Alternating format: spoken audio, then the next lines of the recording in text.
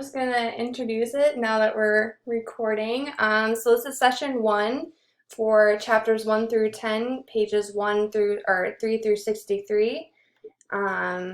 Okay, so for opening, I had what do you feel, or how do you feel about the setting? Do you feel like it was authentic? Could you feel yourself being transported to this time era? Um, that's a really good question. I don't think that the book really, for me, like grasped the whole setting right away. Like, I think you really need to read into it almost to. I mean, they do speak like about Al Capone, and obviously we don't live in the same time period as Al Capone. So for that reason, you can almost understand the time period, but I don't feel like they discuss enough that makes it where you can see like differences, Hmm. if that makes sense. Yeah. Did anyone else want to add on to that? Anyone feel the Yeah, same? I would agree that the time period isn't really sold very well. Like, I would think it could be today, if anything. But she does do a good job of writing the descriptions for like I feel like I'm on the island at some points. Walking through the woods and all the paths to the watchtower and stuff like that. She does a good job making me feel like I'm in the place, but not just like at the time period. Yeah. Yeah, definitely. What about you, Rebecca?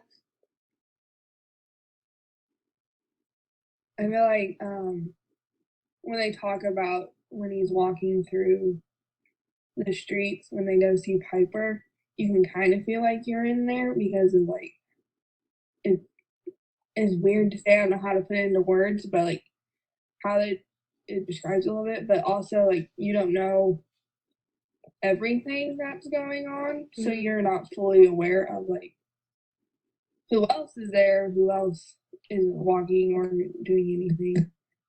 If that makes sense. Yeah. No, I definitely agree with you all. I kind of struggled with being transported. I mean, some of their words, and I know, who was the word wizard again? Michael, was that you? Yeah. So, Yeah. um, so did you kind of notice how some of the words kind of helped with it, like the phonograph and all of that? Did you want to talk about some of that wording? Uh, yeah, there's a few that stuck out.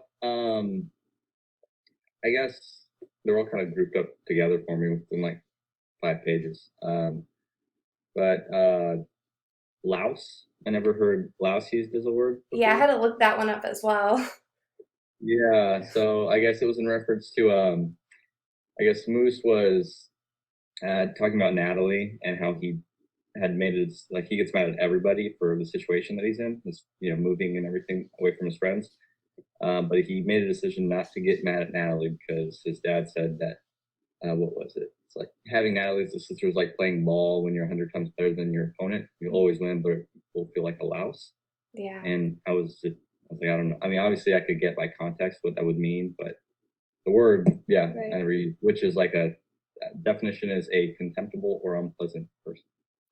Oh, that okay. I have the online version and I like you can double click the word because I hadn't heard that one Um, before and it said it was like a yeah, parasitic insect and I was yeah, it didn't quite like fit. Yeah, that's interesting. yeah, it's like lice, but yeah, so, Yeah. so that was That's fun. that's really Also funny. never, I've heard the word darn a lot, but I didn't know it was actually in reference to like mending Mm. with yarn. So that was new to Okay. me. Yeah, because I guess Moose is playing catch with his dad again while they're talking back and forth, and that he finds out that cons do the laundry, Hmm. and so he says that they can darn socks too, and I wasn't sure exactly what that meant. I assumed just wash, but yeah, I guess it's to mend a hole, which is new to me. Yeah. Right. I've never heard Um, that either. yeah, another one was keen. I've heard keen before, but in this context, it seemed completely different. So it's his conversation with the warden and how he's kind of just on edge and kind of afraid of the warden. And then he was talking about like making sure you don't hand anything to the cons where they can make a weapon out of, it's like with the trash and everything. And then I guess he just says yes, sir. And then he gets like really stiff after Gordon's giving him all this instruction, to where the hair on his arms, what is it? It says, yeah, the hair on my arms are so keen I could pick up radio signals with them. In that context, I had no idea that it would mean the edge of a point of a blade and just sharp. So yeah, I guess that makes, yeah. Yeah. And then I guess the last one was the Palmer method, when he's talking about Mrs. Bipp. Okay, now you'll pick up, because I didn't know what the Palmer method was. I was very unfamiliar. So she's writing on the chalkboard in perfect Palmer method, and I didn't know what that meant. So it's just like a type of handwriting that's almost like cursive. That was, it's all muscle motion instead of using your fingertips to write the words. When you, like your full arm, you mean?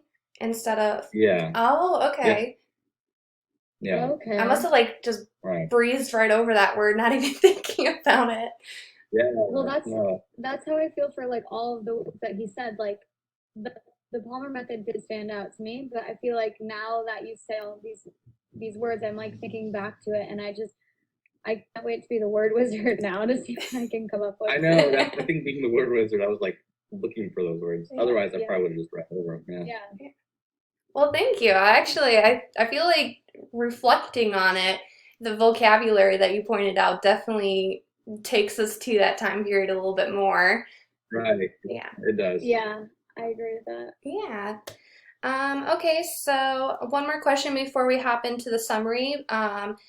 Before reading, how did you feel about going into the book by just looking at the cover and your own background history on Al Capone? I'm into Al Capone. Yeah, I just watched like the newest movie that was about him. So it was interesting, but I thought it was going to be too like kid friendly to be what I wanted it to be. So I was like, we'll see what this is. But so far, I'm actually pretty interested in the book. It's kind of a fun take on it. Yeah. Yeah. I'm also super into Al Capone. I think just like the like 20s and 30s gangsters and things like that are really cool and interesting.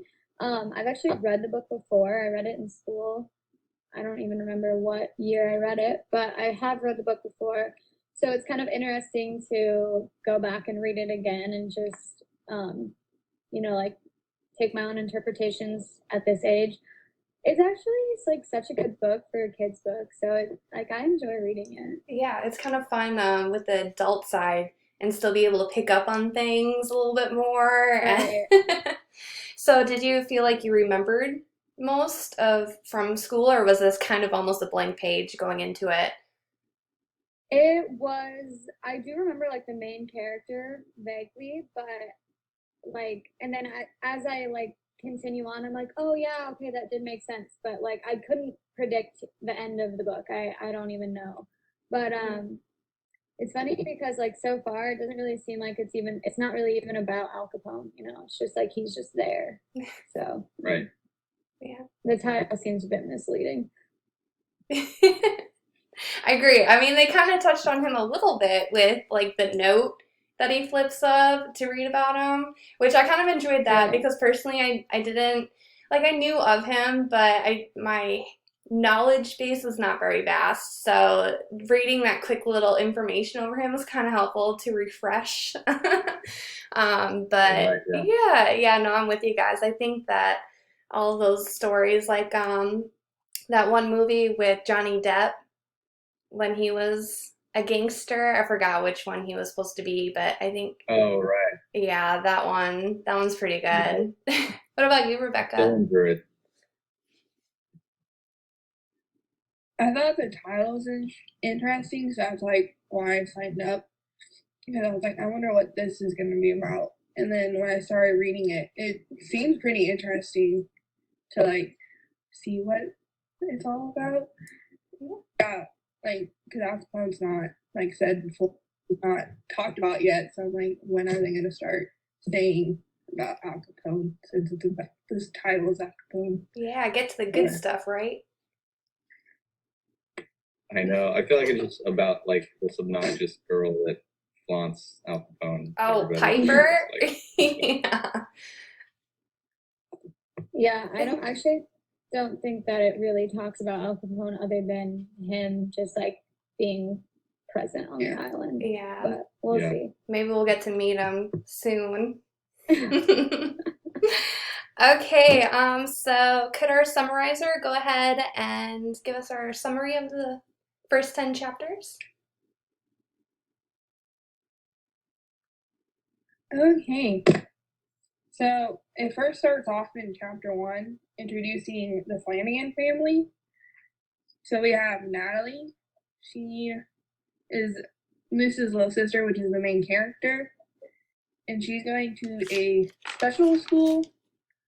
And then we got Moose. And then found out his real name is Matthew. And then the dad, he works as a guard at the prison and an electrician, which I found pretty interesting.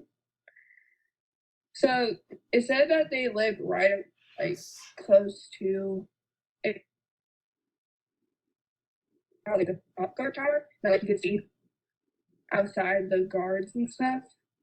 And that their apartment, his bedroom kind of looked like someone got in it and like stole like the radio closet thing and like rummaged through there.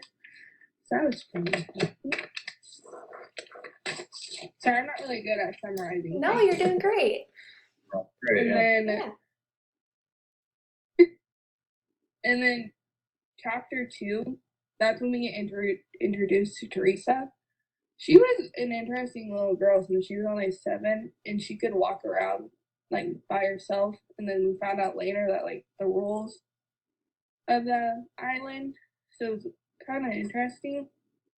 And then it first started off that like Moose was kind of scared because he slept with his baseball bat and baseball hat on and shoes on just in case like something happened. I think that's what he did. But then the reason why they got introduced to Teresa is because apparently she said his dad wanted her to show him around. And so they got to like go visit Piper, or like the morgue. Which is pretty interesting.